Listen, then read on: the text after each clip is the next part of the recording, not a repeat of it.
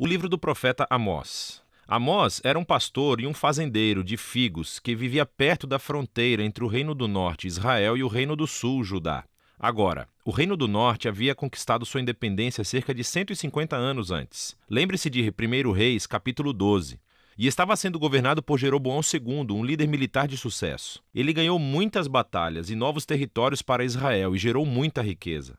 Mas, aos olhos dos profetas, ele foi um dos piores reis de todos os tempos. Sua riqueza levou à apatia e permitiu a idolatria aos deuses de Canaã, o que por sua vez levou à injustiça e à negligência aos pobres.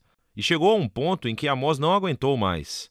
Ele sentiu Deus chamando-o para ir até Betel, uma cidade importante para o norte do reino, onde havia um grande templo, para anunciar a palavra de Deus ao povo. E esse livro é uma coleção dos seus sermões, poemas e visões proferidas ao longo de todos os anos. Eles foram compilados mais tarde para dar ao povo de Deus uma ideia da sua mensagem divina para o Reino do Norte, e é uma mensagem que ainda precisamos ouvir hoje. O livro tem um conceito bastante claro. Os capítulos 1 e 2 são uma série de mensagens para as nações e para Israel. Os capítulos de 3 a 6 são uma coleção de poemas que expressam a mensagem de Amós ao povo de Israel e aos seus líderes. E os capítulos 7 a 9 contêm uma série de visões que Amós teve e que descrevem o juízo que Deus irá trazer sobre Israel. Vamos nos aprofundar. O livro começa com uma série de poemas curtos que acusam todos os vizinhos de Israel de violência e injustiça. E isso é meio estranho porque a frase de abertura do livro dizia que Amós falaria contra Israel, mas veja como isso funciona. À medida que Amós nomeia todas as nações vizinhas, você pode olhar no mapa e observar que ele está criando um círculo. E quando ele termina, Israel está no centro, como um alvo na mira. E Amós desencadeia uma acusação poética a Israel que é 3 vezes mais longa e mais intensa do que qualquer outra. Ele acusa os ricos de Israel de ignorarem os pobres e permitirem graves injustiças no seu país. Especificamente, eles permitem que os pobres sejam vendidos em escravidão por dívida e, em seguida, negam representação jurídica para essas pessoas. E, Amós pergunta, é essa a família que uma vez foi negada a justiça e escravizada no Egito?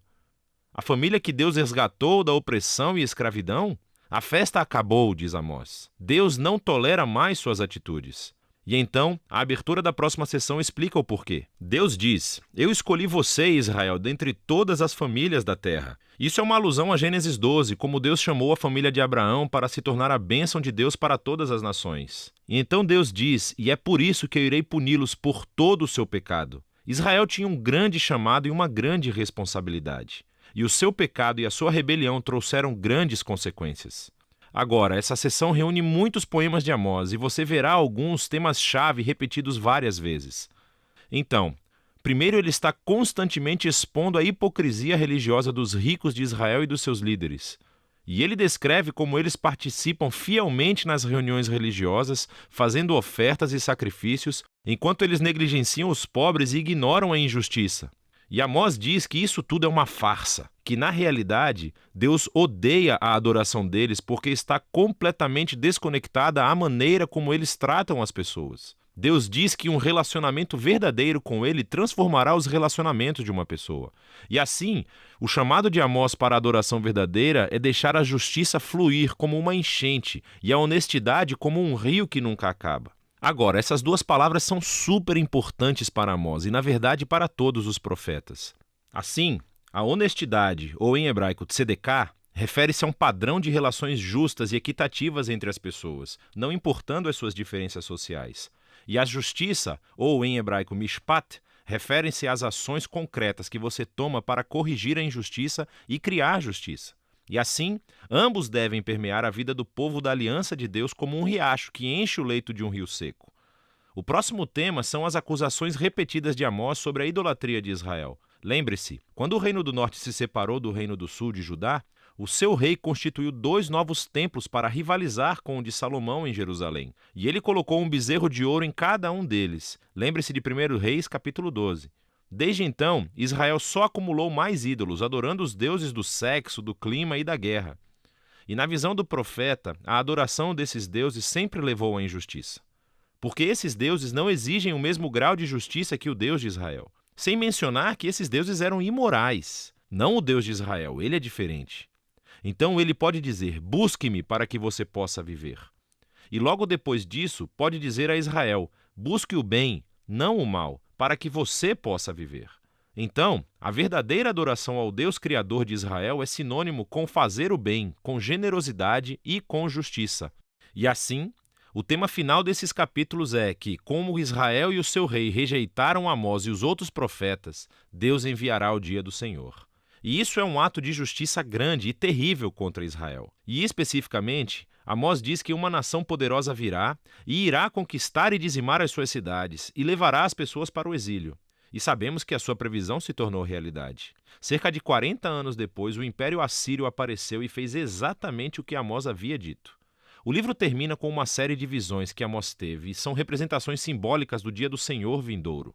Então ele vê Israel devastado por um grande exército de gafanhotos, e depois por um fogo escaldante, e em seguida repleto de frutas podres. E na visão final, Amós vê Deus batendo violentamente nos pilares do grande templo de Israel em Betel, e todo o edifício desmoronando. É uma imagem da justiça de Deus sobre os líderes e os deuses de Israel, que o seu fim chegou. Mas, de repente, no último parágrafo, temos um vislumbre de esperança. Ele pega nessa imagem de Israel como um prédio destruído. E diz que Deus, a partir das ruínas, um dia, ele irá restaurar a casa de Davi. E, em outras palavras, ele trará o futuro rei messiânico da linhagem de Davi e irá reconstruir a família do povo de Deus. O que, surpreendentemente, significa que irá incluir pessoas de todas as nações. Naquele dia, toda a devastação causada pelo pecado de Israel e pelo julgamento de Deus será revertida. Agora, esse último parágrafo é muito importante. É o único sinal de esperança do outro lado do julgamento. E isso nos ajuda a ver como esse livro explora a relação entre a justiça de Deus e a sua misericórdia. Se Deus é bom, ele tem que enfrentar e julgar o mal entre Israel e as nações. Mas os seus propósitos a longo prazo são de restaurar o mundo e construir uma nova família da aliança. E assim, através das palavras de Amós, ainda hoje ouvimos o seu chamado. Devemos aprender com a hipocrisia e o desastre de Israel e abraçar uma verdadeira adoração a esse Deus que deve sempre levar à justiça e ao amor ao próximo. E é disso que se trata o livro de Amós.